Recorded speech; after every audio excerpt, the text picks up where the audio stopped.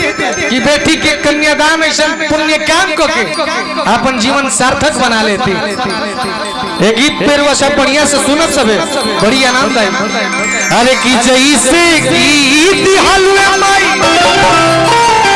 आज हमरा कुल के हो दिया ना एक बेटियों दे खातिर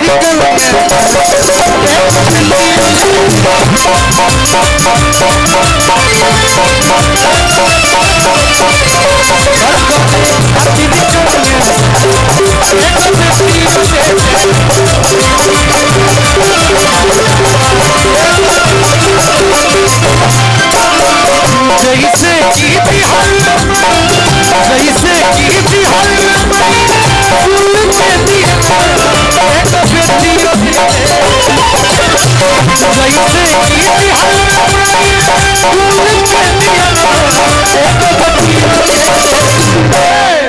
सौरभ ऐसे ना हो गीत हम जब अपना माई बहन के भीतर ही ना जाए भीड़ में ना जाए तब ले गीत के आनंद ना आई। कहे से कि हम हमारा जीवन में हमार माई की बड़ी महत्व बा। ठीक बा हमने के खेलल कूदल लइका है जब महाराज थाने में काटी कर जबले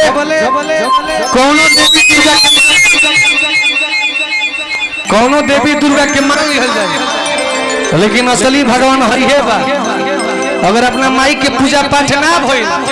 माई के कदर ना कइली जा घूमत रही जब जा बाबा बैजनाथ धाम बाबा केदारनाथ धाम ओकर फल नहीं मिले वाला अरविंद भैया तब जाके सनिया कहेला एक बार ताली बाजी नु लइका करी। हम अपना माई के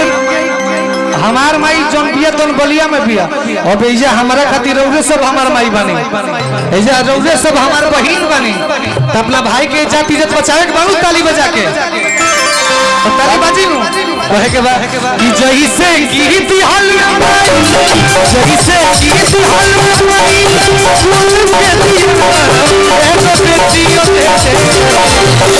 भैया मजा नहीं किया ये बुझात नहीं कि छापरा के धरती हो लजाई जमत लइका गावता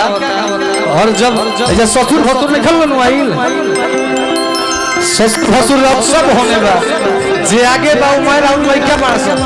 तो एक बार हमार माता बहन वो सब निवेदन बा कि जे भी जब माई के मानेला सब के हाथ उठा दे। शनि के माने वाला ना जे दुर्गा माई के मानेला जे दुर्गा माई के माई होई नु वो नीचे हाथ कर दी। लेकिन जे दुर्गा माई के अपन माई मानेला रौरा सब दुर्गा माई से केस चलेला होने वाला लोग के दुर्गा माई से केस नहीं खेलू तो रौरो सबके माई हुई दुर्गा माई। एक बार हाथ उठा के अब ताली बजा के सब के मिल के गावे के बा कि जैसे गीत हलवाई जैसे गीत हलवाई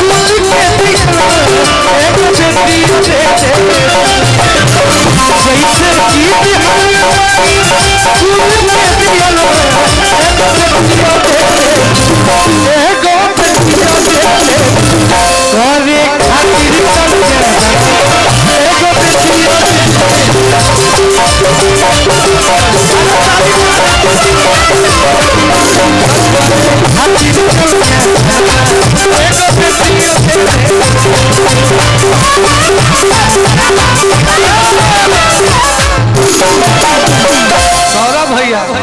ये हमारा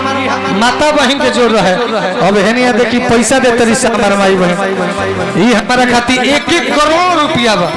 ये जो प्यार बटन देखी संसार में सब केहू चाहेला कि हम आगे बढ़ो सब केहू देखी ये संसार के सच्चाई बताओ सब कोई चाहेला कि आगे बढ़ो लेकिन केहू ई ना चाहेला कि हमारा से आगे बढ़ जाओ। अगर इस संसार में केहू चाहेला कि से कोई गुना आगे बढ़ जाओ तू खाली माई होले। एक बार हम माई खाती एक बार अपना माई खाती जोरदार ताली बजा दी सब। ये माई माता जी के चरण में बार बार को लगी एक बार बहुत रुपया के पुरस्कार मिलल हम लोग सबसे पैसा ले बिना आशीर्वाद ले बैठ गए। एक बार हमारे भाई जोरदार ताली बाजी लो होने हमारा माइयन से कमजोर नहीं पड़ेगा ना तो बड़ा बेइज्जती हो कैसे कि हम थाने नहीं तो अपना भाइयों के बोल पे तो एक बार ताली बजा के जैसे की बिहल जैसे की बिहल के दिए एक बेटी जैसे की बिहल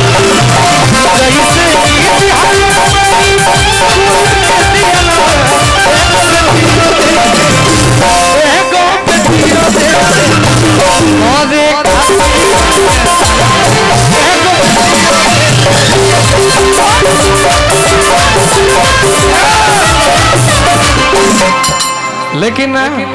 होने बेटी मंगाई रहला हेने भाई कब लहर उठी जब सनिया गाई अपना भाई वाला गाना अब की मालक वाला दिया हो महुआ रे लगावा